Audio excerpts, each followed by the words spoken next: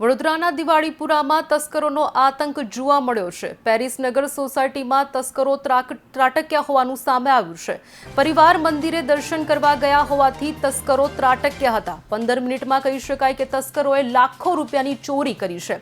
તસ્કરોએ બંધ ઘરનો કહી શકાય કે નકુચો તોડી હાથ ફેરો કર્યો છે। આધેડે પોલીસમાં તસ્કરો વિરુદ્ધ ફરિયાદ નોંધાઈ છે।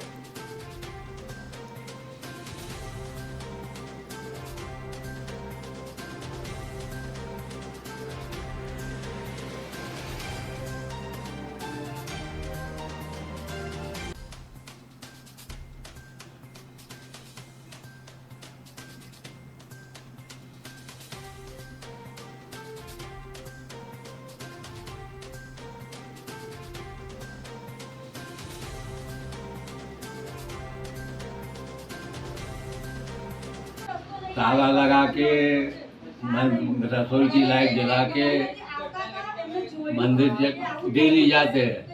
तो 5:30 बज गए थे, वहाँ दर्शन करके 5-10 मिनट में वापस आए। वापस में आके देखा तो ये ग्रिल, मेन दरवाजे की ग्रिल खुल रही थी।